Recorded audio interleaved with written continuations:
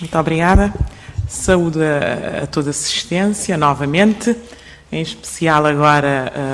os meus colegas aqui presentes, colegas de mesa e colegas de curso, dizendo que é muito bom revê-los e estar aqui novamente a esta casa. Falar sobre os desafios de direito bancário em Cabo Verde é um pouco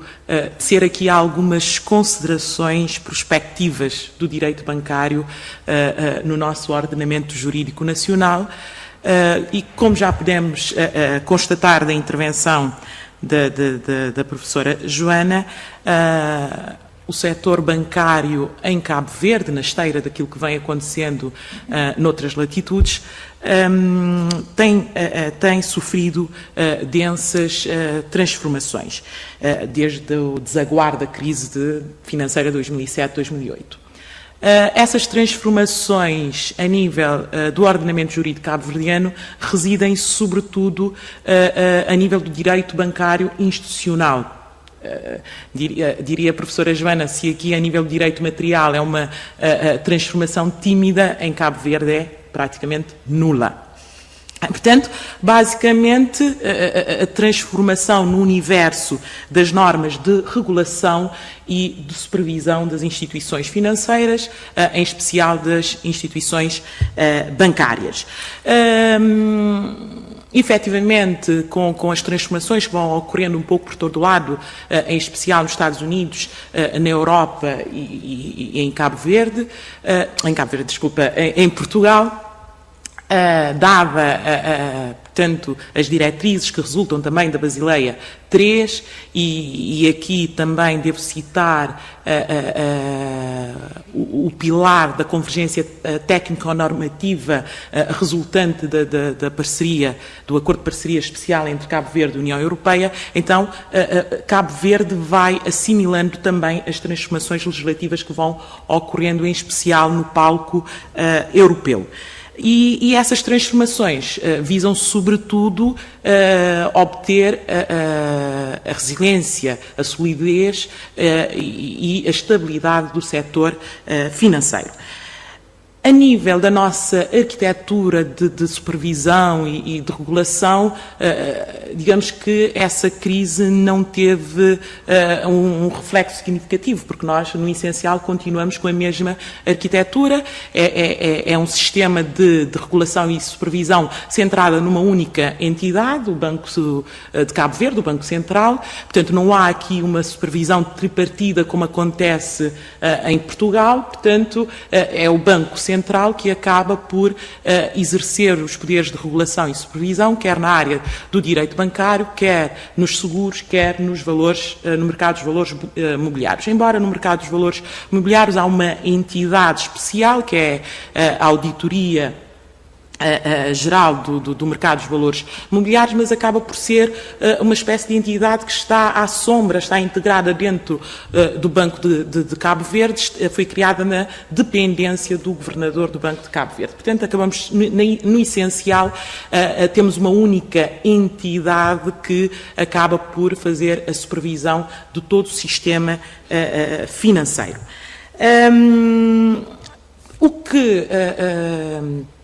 A crise, efetivamente, acabou por ter reflexo no nosso sistema de regulação e supervisão, tem a ver, essencialmente, com o reforço dos deveres prudenciais. Aqui vem-se reforçar e detalhar um pouco mais o dever de informação que as instituições financeiras têm face ao consumidor, ao destinatário final deste circuito, essencialmente devido à assimetria informativa subjacente à relação bancária. E depois também, associado ao dever de informação,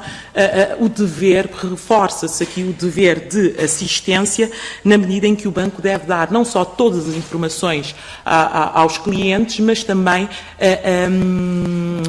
todos os esclarecimentos necessários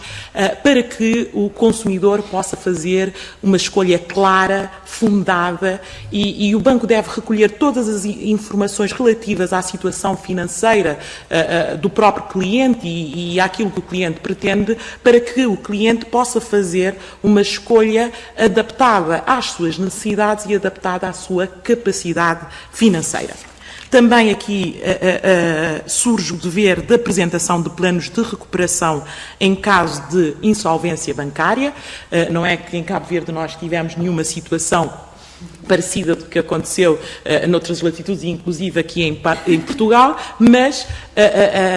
por uma questão de prevenção, portanto aqui mais uma medida preventiva do que propriamente reativa, também estabeleceu-se esse dever de todas as instituições bancárias submeterem à apreciação do Banco Central de um plano que contém algumas medidas que se impõem em caso de desequilíbrios financeiros da instituição ou em caso de iminência de algum desequilíbrio e também em caso de insolvência da instituição. Portanto, são medidas que visam precisamente restabelecer o equilíbrio ou prevenir o desequilíbrio e, em último caso, são medidas que visam uma rápida resolução e ordeira da instituição. Portanto, esses planos são meramente indicativos, não são vinculativos, na medida que, em caso de insolvência ou desequilíbrio financeiro, efetivamente, o Banco Central pode tomar medidas diferentes ou fazer determinados ajustes.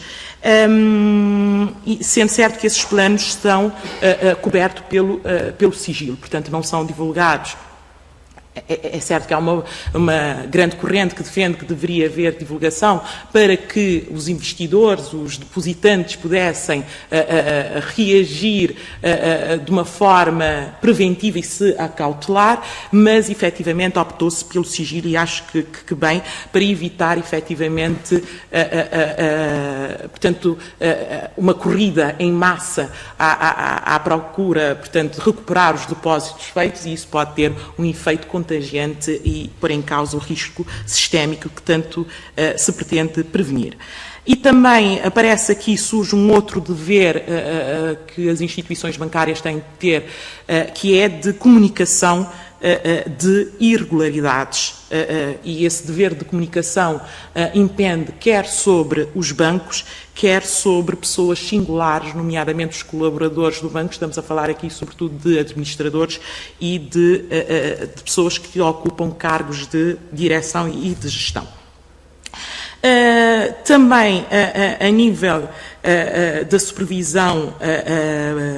prudencial, há aqui um reforço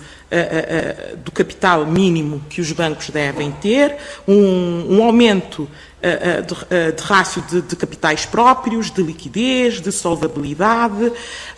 também impõe-se a necessidade de, periodicamente, das instituições bancárias terem sujeitas a testes de resistência, de stress realizados pelo Banco Central. Portanto, de uma maneira geral, são essas transformações que vieram a ocorrer a nível do regime geral das instituições financeiras, aqui mais focalizadas nas instituições bancárias, sendo certo que Cabo Verde, contrariamente a Portugal, optou, ao invés de estar a fazer uma revisão do seu regime geral de instituições financeiras, instituições de crédito, optou por aprovação de uma nova lei que no essencial, se tivermos à frente os dois diplomas, no essencial, são basicamente similares, em termos de regras de supervisão, e quer supervisão prudencial, quer supervisão comportamental. A nível de supervisão comportamental, estamos a falar sobretudo nos deveres que as instituições de crédito devem ter para com os clientes. Bom, e são as transformações, de uma maneira geral, que ocorreram a nível do direito institucional. Está em curso a criação, portanto, de um fundo de garantia de depósitos, que visa, como já disse muito bem a professora Joana, garantir o reembolso dos depósitos dos investimentos que são feitos pelos clientes junto de uma determinada instituição de crédito. Penso que novas transformações, novas medidas legislativas se adivinham, sobretudo a nível da regulamentação, porque a própria Lei de Base do Sistema Financeiro, como o regime geral das instituições financeiras, pressupõe a regulamentação de várias medidas consagradas de uma maneira genérica, sobretudo por parte do Banco Central, através de avisos. Por exemplo, não me admira que, uma vez criado o Fundo de Garantia de Depósitos, a médio prazo sejamos confrontados com a criação de um fundo de garantia, um fundo de resolução. Esqueci-me de dizer, porque uma das medidas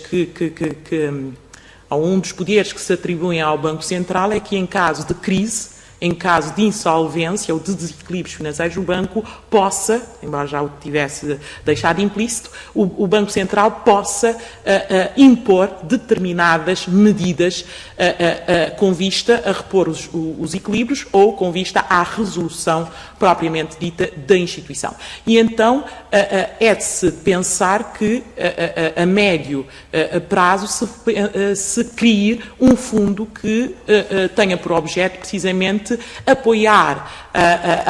financeiramente a aplicação dessas medidas de resolução pelo Banco de Cabo Verde, medidas essas previstas nos artigos 160 e seguintes do regime geral das instituições financeiras. Mas eu penso que, de uma maneira geral, a nível do sistema regulatório, mais concretamente no sistema de supervisão, o grande desafio que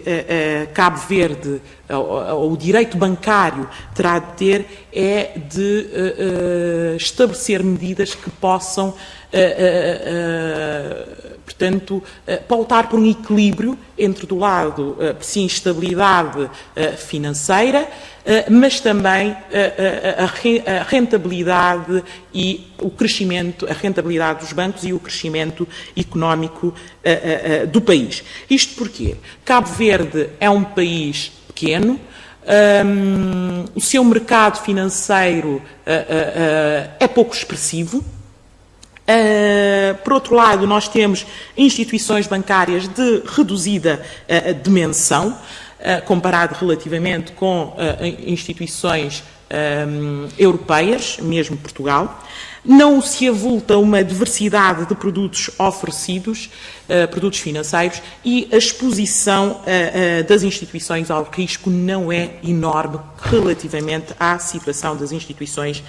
europeias. A atividade bancária assenta sobretudo na atividade tradicional, que é a concessão de créditos e recepção, portanto, de depósitos, embora às vezes um pouco mais, produtos um pouco mais sofisticados, mas nada comparativo com os produtos híbridos que aparecem no mercado europeu. Obviamente que as reformas levadas a cabo por Cabo Verde a nível do direito institucional tem potencialmente benefícios, na medida em que permite a harmonização com regras de ordenamentos jurídicos europeus, e isso possibilita um fomentar da atividade de filiais de instituições bancárias estrangeiras, nomeadamente europeias, em Cabo Verde, facilita as operações, as transações entre instituições cabo-verdianas e europeias. Todavia, nós não podemos nos olvidar das especificidades locais, como eu já tinha dito aqui, da dimensão do setor bancário nacional, e, sobretudo, se tivermos em conta que em várias partes do globo as vozes, existem várias pessoas que, portanto, há vozes gritantes aqui nesta matéria, no sentido de que esse apertar do cinto a nível da supervisão, a nível da regulação, estabelecendo rácios excessivos, quer de solvabilidade, de capitais próprio, de liquidez, isso vai fazer com que haja uma contração a nível da concessão de créditos, sobretudo de créditos de grandes riscos, e, por outro lado, vai tornar muito mais caro, dispendioso, os créditos portanto, que não são de grande risco. Mas, de uma maneira geral, haverá uma contração da atividade bancária que resultará numa redução de déficits orçamentais e, em última instância, na estagnação da economia. E estamos a falar, sobretudo, numa fase em que estamos no respaldo da crise financeira, em que se apela cada vez mais ao crescimento económico do país. Portanto, cabe aqui ao legislador cabo-verdiano e, em especial, ao Banco Central, encontrar aqui equilíbrios através de regras de supervisão, sobretudo de supervisão prudencial, encontrar aqui regras que permitem, portanto, ajustar às nossas especificidades, às particularidades do nosso mercado, de forma a que, efetivamente, a supervisão prudencial leve, efetivamente, à estabilidade financeira, mas, por outro lado, à recessão económica. Portanto, este é o grande desafio, penso eu, a nível da supervisão, encontrar esse ponto de equilíbrio, até porque um dos princípios constitucionais que se devem ter em conta na aprovação de uma norma jurídica ou na adoção de uma medida é precisamente o princípio da proporcionalidade, que na sua vertente de proibição de excesso desdobra-se em 3 subprincípios: adequação, necessidade e proporcionalidade em sentido restrito. Basicamente, quer dizer que a solução consagrada por uma norma deve ser apta a produzir o objetivo visado, privilegiando o meio menos restritivo possível, e que a solução que seja adotada não seja desrazoável ou irracional, considerando os bens jurídicos subjacentes. Portanto, face ao princípio de proporcionalidade, penso eu que o legislador cabo-verdiano terá de certa forma, rever algumas das regras estabelecidas, ajustá-las à nossa realidade, de forma a, efetivamente, potenciar um aumento da rentabilidade da banca e um crescimento económico do país.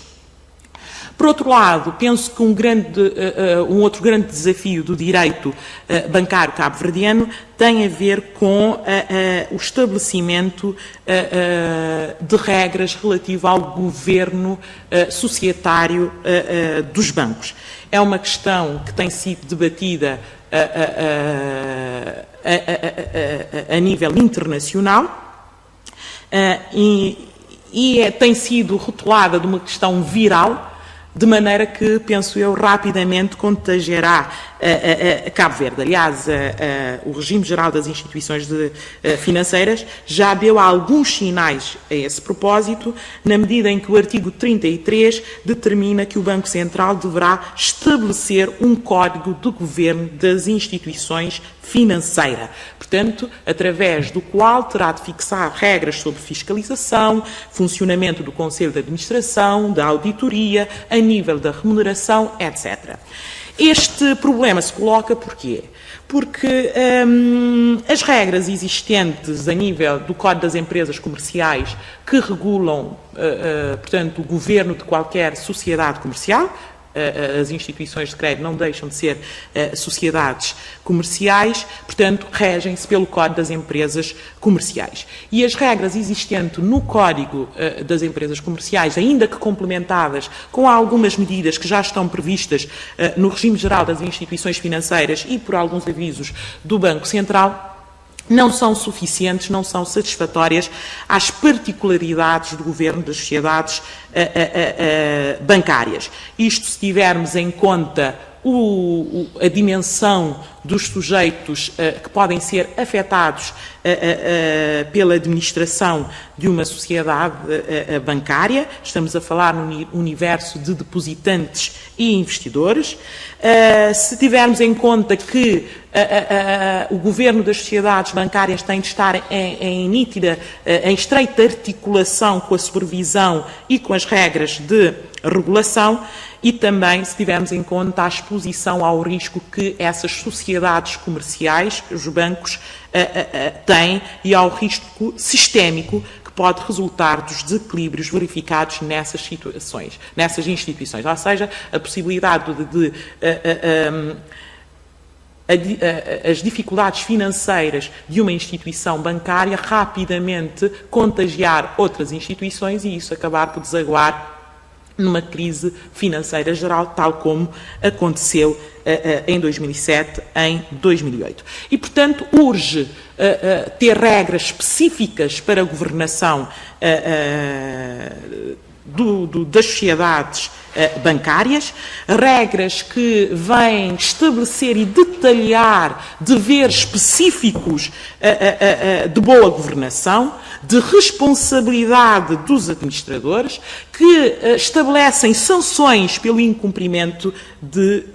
tais deveres e, inclusive, regras, segundo alguns autores, portanto, inclusive regras relativas à remuneração. Portanto, um tema também que aqui em Portugal tem marcado a atualidade.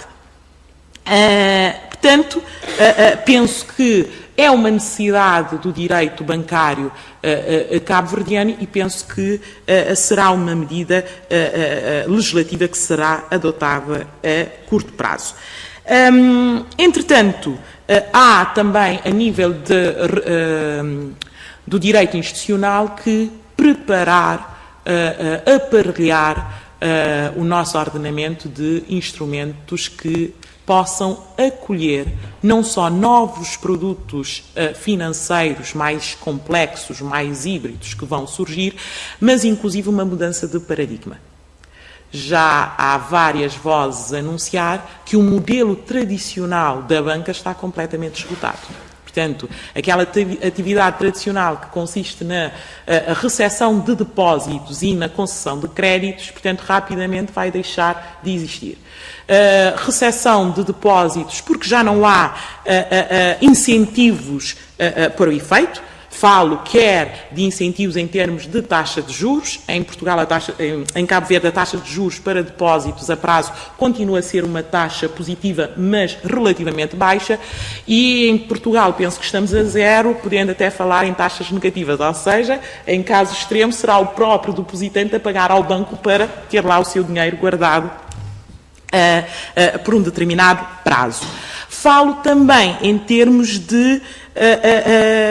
insegurança gerada pela insolvência de algumas instituições de crédito, um pouco por todo o lado, que fez com que pessoas perdessem economias de uma vida inteira. Daí que o incentivo a depósito a prazo por parte dos consumidores tem sido praticamente nula. Por outro lado, essas regras de supervisão que estamos a ver, mais apertadas, mais exigentes, que levam a uma diminuição da rentabilidade dos bancos, que leva a uma diminuição,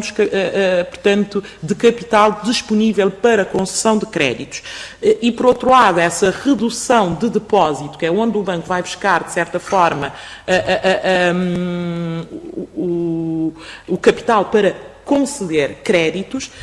faz com que a atividade de concessão de créditos seja cada vez mais restrita. E isso se verificou efetivamente em Cabo Verde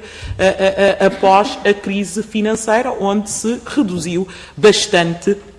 o número de créditos concedidos pelos bancos. E então, estando essa atividade tradicional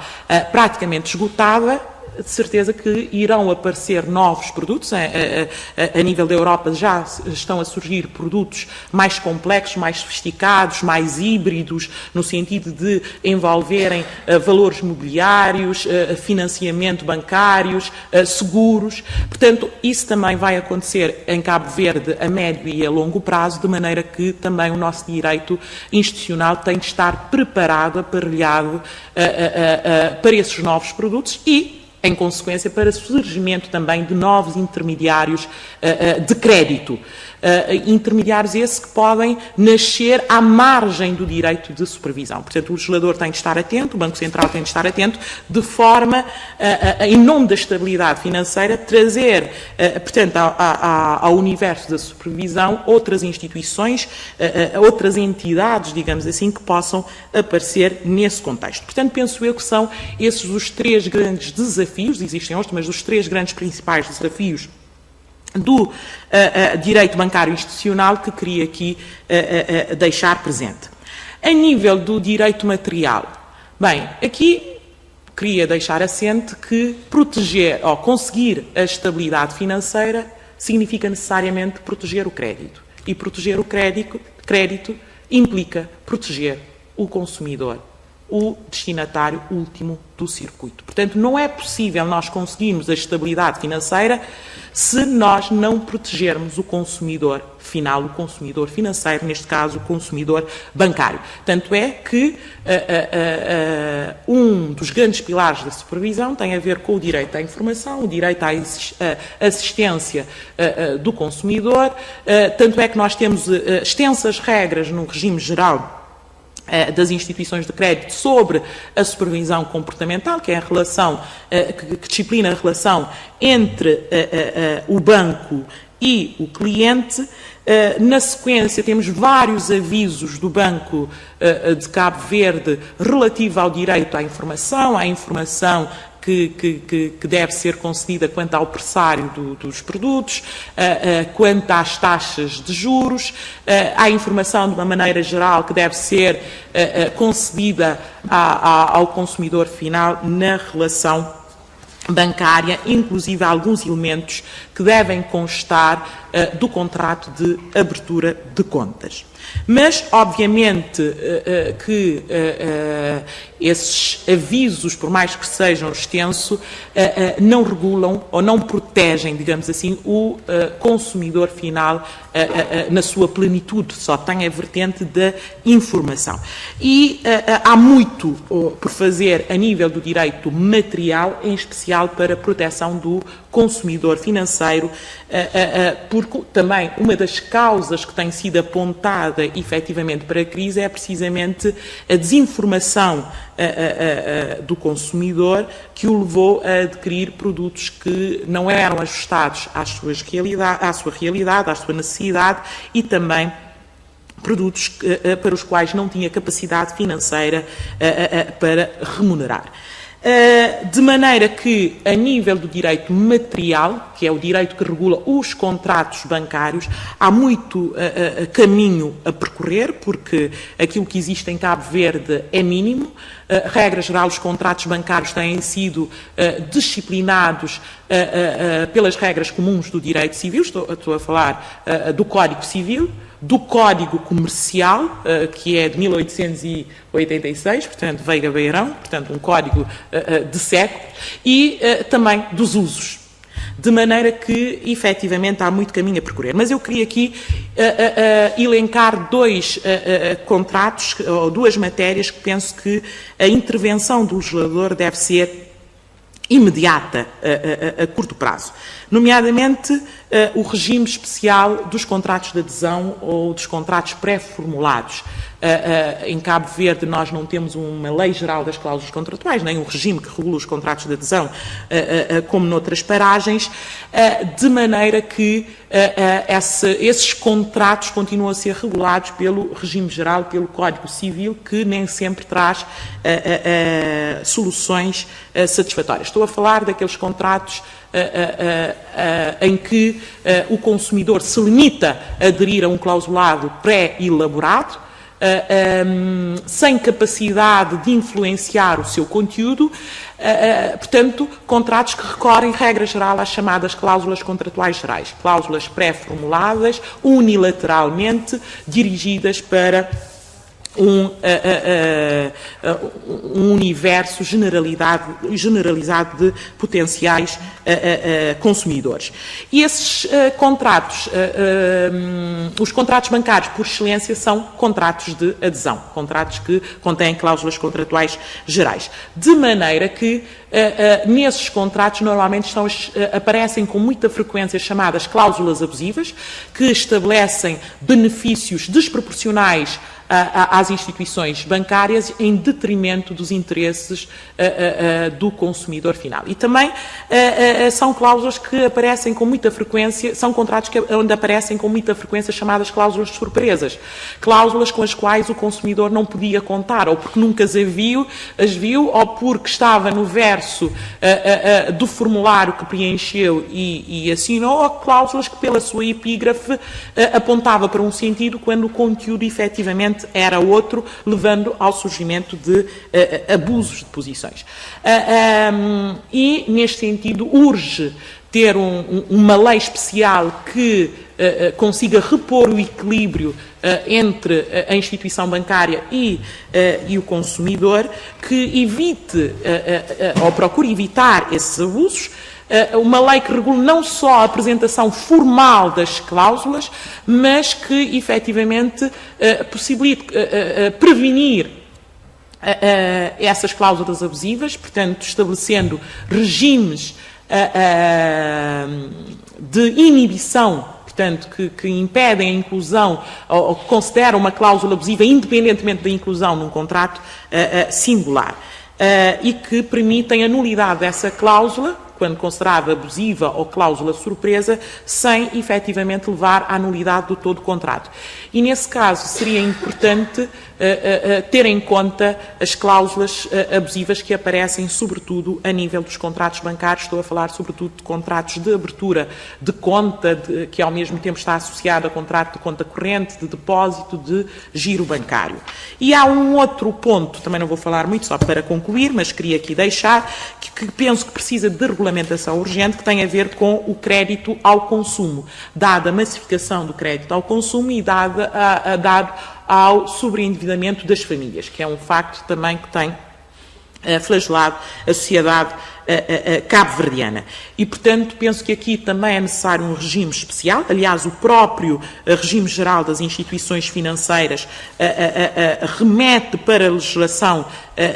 especial, portanto, o artigo 208 remete para a legislação especial a regulamentação dos contratos de crédito ao consumo, nomeadamente regulamentar as taxas máximas que podem ser aplicadas a nível desses contratos, a questão de negócios usurários que podem ocorrer também, mesmo a formalidade desses contratos e a possibilidade de prever a faculdade de resolução do contrato ou a perda do benefício do prazo do consumidor que falta ao cumprimento de uma das prestações só em casos excepcionais ou só quando o montante atinge um determinado limite, como acontece, por exemplo, na venda a prestações. E ter em consideração também que esses contratos de crédito ao consumo muitas vezes aparecem coligados a outros contratos, como a compra e venda, prestação de serviços e seguros, tornando essa relação muito mais complexa e, portanto, é importante ter nesse regime geral uma regra que permita que a invalidade de um dos contratos seja extensível, portanto, aos demais contratos com ele coligados. Nomeadamente, se o crédito cai, está viciado, automaticamente a compra e venda que está subjacente a esse contrato de crédito ou de seguro que foi celebrado deverá cair também, porque é a única forma do consumidor estar protegido. Muito mais teria por dizer, mas ficaria por aqui quanto à minha tese prospectiva sobre o direito bancário cabo-verdiano. Muito obrigada.